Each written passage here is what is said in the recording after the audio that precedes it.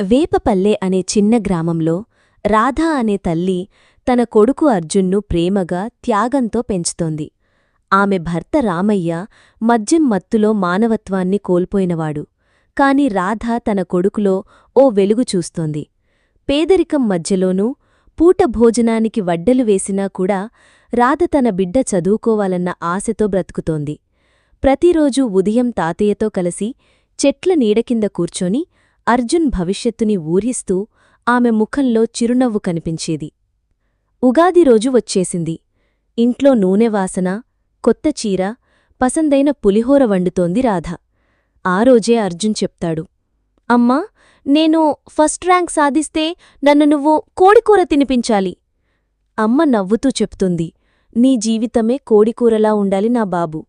ఆ రాత్రి రామయ్య తాగి వచ్చి కోపంతో కిటికీ తన్ని అరుస్తాడు, ఇంత చదువు చదువంటావు, నాకేమి ఆభం? తల్లి తల వంచి కొడుకుతో కలిసి భయంతో మౌనంగా పడుకుంటుంది. కొద్ది నెలల్లో అర్జున్కు పెద్దగా చదివేందుకు సిటీకి వెళ్లాల్సిన అవసరం వస్తుంది. డబ్బులేదు. రాధ తన మామిడి చెట్టు చుట్టూ ఉన్న బంగారు ఉంగరాలు అమ్ముతుంది. కొడుకుని స్టేషన్కి పంపే ముందు ఆమె కళ్లల్లో నీళ్లు మెరిసిపోతున్నాయి. బంగారం, నీ అడుగులు వేరే దిశలో ఉంటే సరే, నా ఆశల తలుపు మాత్రం నీదే. అర్జున్ వెళ్ళిపోతాడు. తల్లి చేతిని చివరిసారిగా పట్టుకొని వదులుతాడు.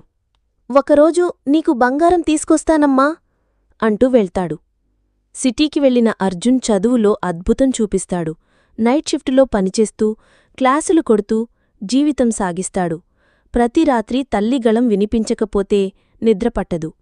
కాని కాలం తల్లిమీద కఠినంగా మారుతుంది. అనారోగ్యం వచ్చి రాధ మంచానికి బంధితురాలవుతుంది. తాతయ్య ఆమెను ఆస్పత్రికి తీసుకెళ్తాడు. డాక్టర్లు గుండె సరిగ్గా పనిచేయడం లేదు అంటారు. ఈ విషయం తెలిసినా రాధ ఒక్క మాట అంటుంది, నా అర్జున్ డాక్టర్ అవ్వాలి, అంతవరకు ఉండాలి నాకు. ఒకరోజు రాత్రి ఆమె శ్వాస ఆగిపోతుంది. చివరి మాట, అతని విజయాన్ని గులాబీలా చూడాలనుంది. ఆ సమయంలో అర్జున్ ఇంటర్వ్యూలో ఉన్నాడు. Phone switch off. ఇంటికి వచ్చేసరికి తల్లి చితి సిద్ధమవుతోంది. తల్లికోసం తెచ్చిన కొత్త చీరను తన చేతితో తల్లిమీద కప్పుతాడు. తన చేతిలో ఉన్న పోస్టింగ్ లెటర్ తల్లిమీద ఉంచి ఏడుస్తాడు, ఓ అమ్మా, నీకోసం నేనన్నది అయినా నువ్వు లేని ఈ గెలుపు అర్థంలేనిది. కాలం కొద్ది కాలానికే అర్జున్ తల్లి ఆశయాన్ని కొనసాగించాలన్న దృఢనిర్ణయం తీసుకుంటాడు. అమ్మ ఆశయం అనే విద్యాలయాన్ని ప్రారంభిస్తాడు. అక్కడ పేదపిల్లలకు ఉచిత విద్య, భోజనం, ప్రేమ అందిస్తాడు. ప్రతి సంవత్సరం తల్లి వర్ధంతినాడు పెద్ద మాసివ్గా అన్నదానం, బస్తా పంపిణీ చేస్తాడు. ఒకరోజు ఒక చిన్నారి అడుగుతుంది, అన్నయ్యా, నీ కథల్లో నీ అమ్మ ఎప్పుడు వస్తుందో చెప్పు. అర్జున్ ముసురుకున్న కళ్లతో నవ్వుతూ చెప్తాడు, ప్రతి తల్లిలాంటి అమ్మలో ఆకలితో ఉన్నవాడికి అన్నం పెట్టే చేతిలో, కన్నీటి మధ్య నవ్వించే పలుకులో అమ్మ తిరిగి వస్తుంది బంగారం. ముగింపు.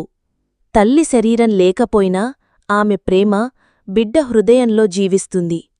తల్లి అంటే శరీరం కాదు, అది ఓ భావం, ఓ త్యాగం, ఓ శాశ్వత ప్రేమ. మళ్ళీ వచ్చేనా అమ్మా అనే ప్రశ్నకి సమాధానం, అవును, ప్రతి ప్రేమించే చేతిలో అమ్మ తిరిగి వస్తుంది.